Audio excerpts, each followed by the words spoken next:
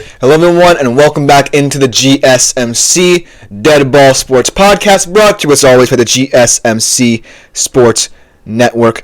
And for our second segment of the day's show, before we get into it, I do want to remind you, as always, consider availing yourselves to the Super Chat, Super Thanks, and Super Stickers features here on YouTube. A great way, as always, to contribute and interact with the show. But without further ado, let's jump right into our second segment, talking a little bit belatedly about this whole Mike McCarthy situation and his firing from the Dallas Cowboys and what this means for the future of the organization as they search for their new head coach. But let's talk about the bizarre nature of this firing.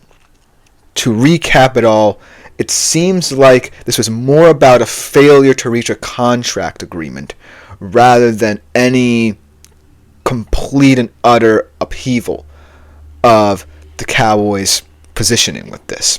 It feels like both Jones and McCarthy amicably split ways rather than this being something predicated by tension.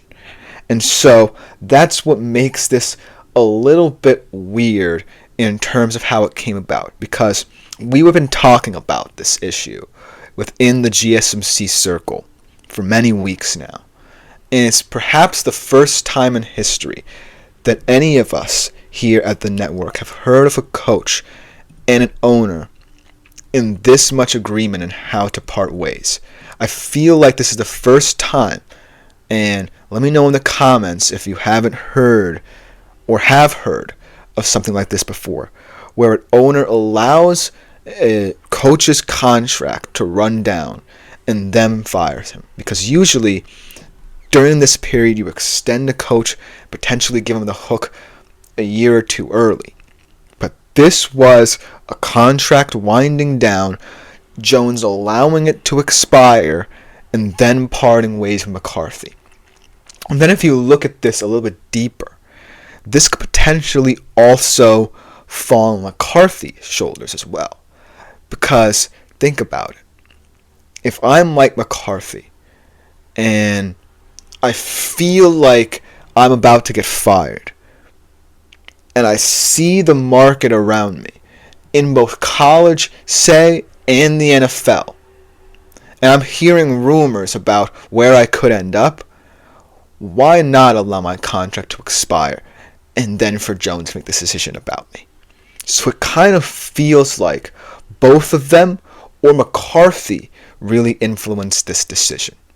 And I feel like whether you believe the former or the latter, that either Jones completely came up with this or McCarthy kind of precipitated this as well, it's an interesting case study. Because, like I said, this is the first instance I remember or I recall throughout my lifetime where any kind of firing happened like this. But when I think about it on a deeper level, it certainly feels that McCarthy, in a situation where we always think of Jerry Jones as the ultimate arbiter in Dallas Cowboys business, really precipitated his own firing here. But then in terms of how the Cowboys now look at the field of head coaching candidates here, it does kind of come down to the question of, is Jerry Jones willing to do his due diligence, or are the two strong candidates that Cowboys fans and pundits alike have considered for the past couple of weeks, and Kellen Moore and Deion Sanders, the two guys that Jerry Jones are pinpointing first and foremost? Because let's be real here, Jerry Jones is going to be a stickler in this head coaching hunt. We know that he's going to want a guy who's going to be a yes man for him. And while that would eliminate Deion, I do feel like, it's the kind of hire that would add a little bit of glitz and glamour to the Cowboys situation. And while I don't necessarily think it's the best option out there for the Cowboys, that might be something that Jerry Jones might like. A little bit of glitz and glamour in Jerry world. And then the Moore thing, obviously, he was one of Jerry's guys here in Dallas when he was the quarterback backing up Dak for a couple of years. I think Romo as well, maybe not, but ultimately backing up Dak Prescott for that time and then becoming a semi-prolific offensive coordinator with both Dallas and now Philly. And being on that staff, I do think that makes him a favorable option. But when you look at this wide field here, and you're the Cowboys, you have to think we have to cast a wide net, no matter what Jerry's thinking. Because when you have a unique situation like this, where Mike McCarthy leaves after a tenure which saw him, for the most part, be consistent in how he coached this Dallas team, even though they never really broke through. I feel like you need a coach that is willing to understand that the Cowboys are in a better place than most teams looking for a head coach and be willing to fall under the Jerry Jones umbrella. Because it's a very daunting task to do that, and Mike McCarthy, let's be real, he was a very willing coach during his time with Dallas. For the most part, he listened to Jerry, and he just really went out there and coached and didn't necessarily, fall into this kind of reluctance at any point. But this firing was very weird. Let's be real here in terms of how he left. And now this new head coach, seeing as to how Jerry, for all those years in the Mike McCarthy era, was the dominant force, was the focal point of all the Cowboys' business, I do feel like is someone who might fall outside these two candidates. And they did interview Robert Saleh, and he's an interesting case because he never really was given a chance with New York, potentially as well due to bad ownership, and is now interviewing in a job where he'll be seen of more as a yes man. But I think that the Cowboys do need to dig deeper here, because this is an exciting team, and yes, there's one big contract extension left to make with Micah Parsons, who's going to be really impertinent throughout the offseason, insistent on getting the money he believes he deserves.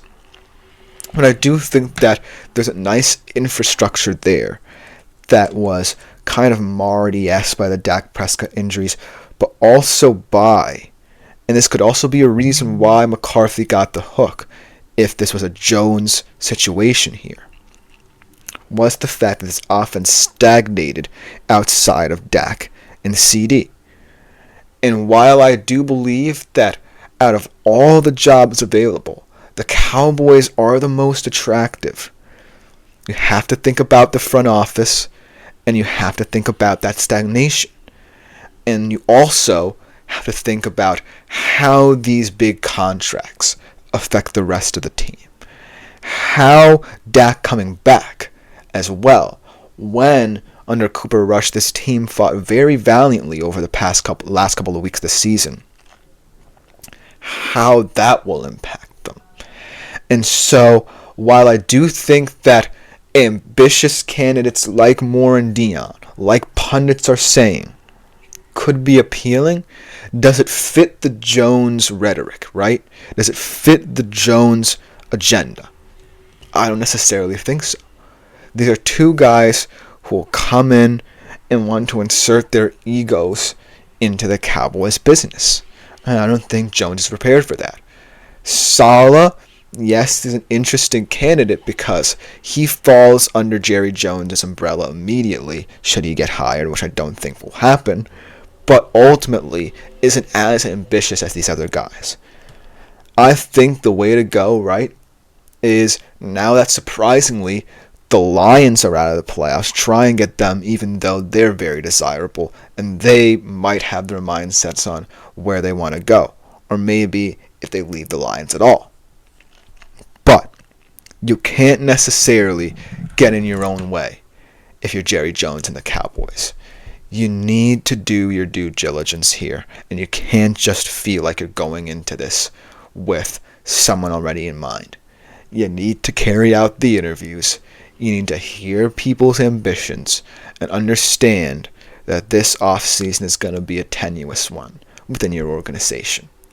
Because, like I said, this whole Dak coming back situation outside of the contract, this whole offensive stagnation, like I said, the Micah Parsons extension, which could be even lengthier potentially than the Dak and CD ones were, and now the new head coach. I feel like this team, for once, just needs to look inward and say, we can't bite the bullet here. We gotta do and operate like other teams do and operate. And so, if I'm the Cowboys, yes, it's fine and dandy to think big. But if Jerry Jones is going to rule with an iron fist, that's a little off-putting, to say Kellen Moore, should he want this job. And we'll talk about this throughout the week. But in terms of the Mike McCarthy firing, it is a little bit weird in terms of how it all went down and how kind of amicable it really was in terms of them parting ways. But let me know what you think, because I do feel that at the end of the day, this could be a situation that a lot of teams follow, even though it's Dallas, and who knows what either Jones or McCarthy were thinking when they made this decision. Because I feel like just letting the coach's contract run out and then giving him the hook is easier than, say, giving him an extension, potentially saying, this is my ultimatum to you, and then giving him the hook before it expires. Because it just makes a little bit more sense. And I feel like since it's Dallas, the league will follow it, but this is also a weird precedent set by Jones in how he does his business. Because I don't know where the Cowboys head from here, but I do know that it's going to be a roller coaster ride. And it's all going to be under Jerry Jones's fists. Let me know what you think in the comments below about this bizarre firing that I talk about.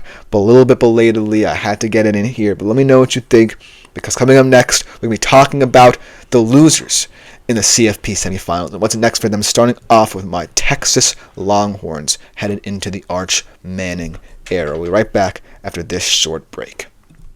Looking for your daily fix of sports?